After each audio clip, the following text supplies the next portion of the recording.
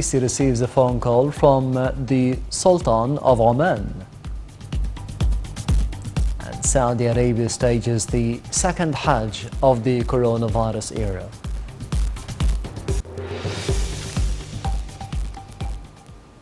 Welcome back. President Abdel Fattah al-Sisi affirmed Egypt's keenness on advancing the comprehensive strategic partnership that brings both countries together as he received the Chinese Foreign Minister Wang Yi. President al-Sisi stressed the strength of Egypt's stance towards the Ethiopian dam issue, that the state is adamant on protecting the water rights in the Nile and reaching a legally binding deal for the filling and operating of the dam in a way that achieves the interests of all parties. The details.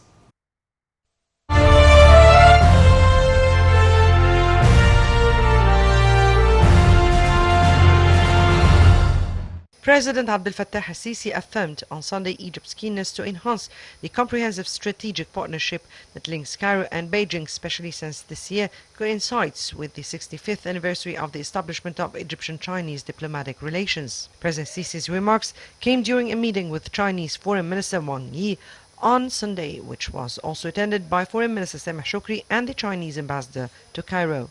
Presidential spokesman Ambassador Bassem Radi said that President Sisi welcomed the Chinese minister in Egypt and asked him to convey his greetings to China's President Xi Jinping.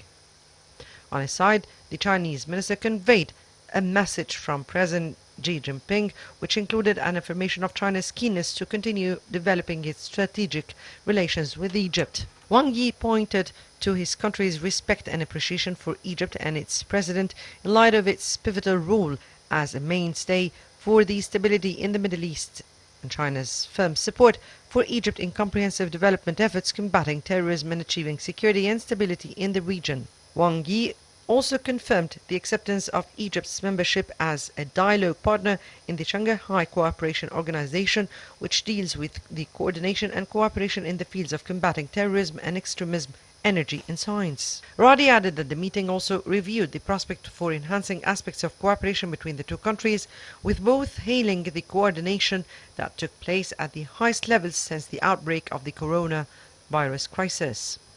Such coordination led to the signing of the joint locally manufacturing agreement of the Sinovac coronavirus vaccine, which supports the strategy of nationalizing the pharmaceutical and vaccine industry in Egypt. The two sides expressed the aspiration to continue the fruitful cooperation between both countries at all levels in an effort to strengthen international efforts in facing the repercussions of the pandemic. President Sisi also stressed the keenness to benefit from the distinguished Chinese expertise in supporting development programs, activities and national projects in the country, especially in light of the modern infrastructure that Egypt currently enjoys, which is integrated with the Chinese initiative, the Belt and Road, as well as the important role played by the Chinese-Egyptian Zone for Economic Cooperation and Trade in the Suez Canal Economic Zone as a successful model for investment cooperation between the two countries. The Ethiopian controversial dam was also discussed during Sunday's meeting. President Sisi stressed Egypt's firm stance in preserving its water security, represented by its historical rights to the Nile waters, by reaching a legally binding agreement to the filling and operation of the disputed dam that achieves the interests of all parties in a fair manner.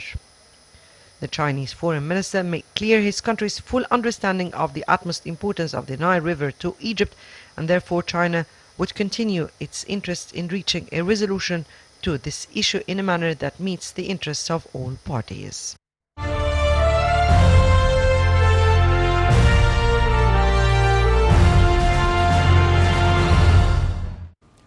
Earlier, Foreign Minister Sameh Shoukry received the Chinese Foreign Minister Wang Yi at the cabinet headquarters in the New Alamein city. The talks discussed the Egyptian-Chinese relations and the means of boosting joint cooperation, as well as several regional and international issues of mutual concern. Shoukry also reviewed the Egypt and Sudan's positions as the two downstream countries towards the controversial Ethiopian dam, highlighting the need to preserve the interests of all the parties while asserting in no harm to the water security. He noted the importance of engaging in comprehensive negotiations under the auspices of the African Union so as to reach a legally binding agreement for the filling and operation process that takes into account the interests of all parties. During the talk, Shukri said that Cairo is looking forward for more support from China in the GERD issue due to the importance to Cairo and Khartoum.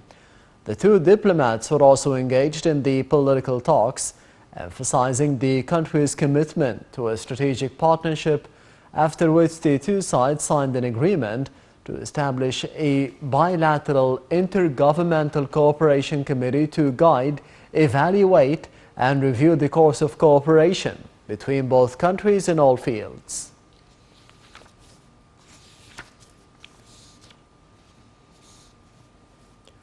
President Abdel Fattah al-Sisi exchanged the congratulatory cables with a number of presidents and kings of the Arab and the Islamic countries on the occasion of Eid al-Adha.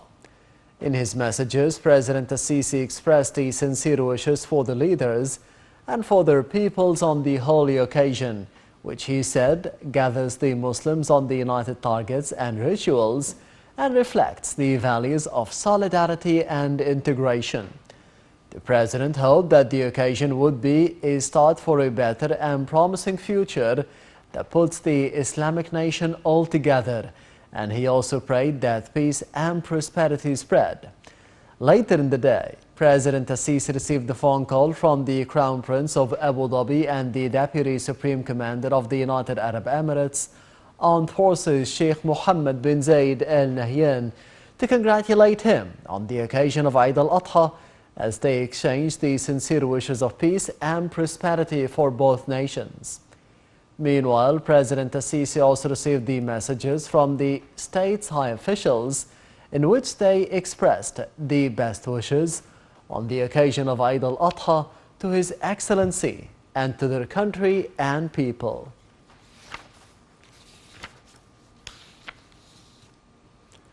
Presidential spokesman Bassam Radi said that President Abdel Fattah al-Sisi received the phone call from the Sultan Haytham bin Tariq Al Said of Oman.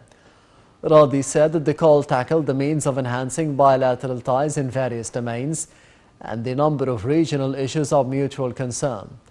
Radi added that during the phone talks, both leaders exchanged the Eid al-Adha greetings.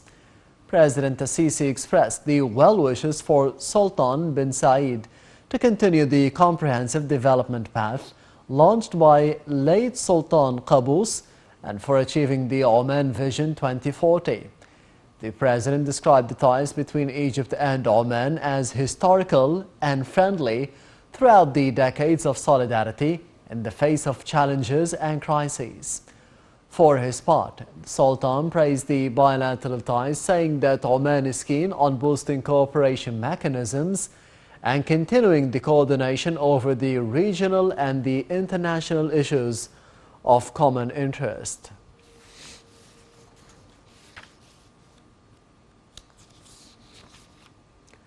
Minister of Irrigation Mohammed Abdul Ati discussed with the South Sudanese counterpart Manawa Peter means of enhancing bilateral relations in the field of water resources.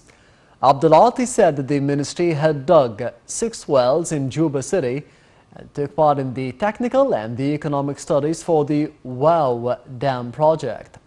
He said that several Nile platforms have been established to link the main cities and the villages with South Sudan.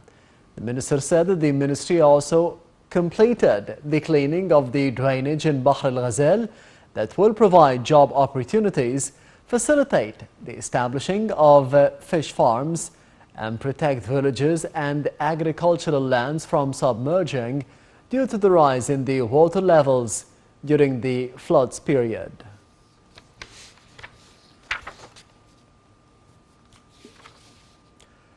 Head of the National Media Authority Hussein Zain congratulated President Abdel Fattah al-Sisi on Al-Adha feast. He said he's extending the greetings, hoping that President al-Sisi will be blessed with continuing with the path to build a strong nation with a better future for Egypt and its people. Zain also extended Eid greetings to Prime Minister Mustafa Madbouli and the cabinet ministers. He said that the honest efforts by the president and the wise leadership, in coordination with the solidarity of the Egyptian people, will counter all the challenges to the Egyptian state and help continue with the development path in all fields.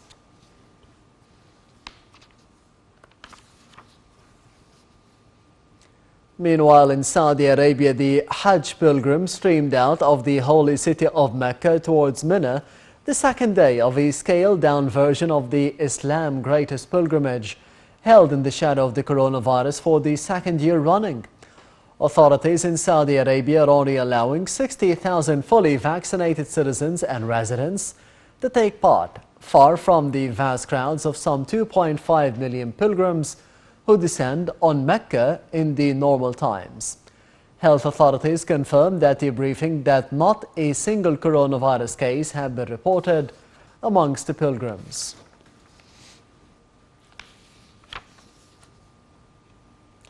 Afghanistan said it was recalling the ambassador to Islam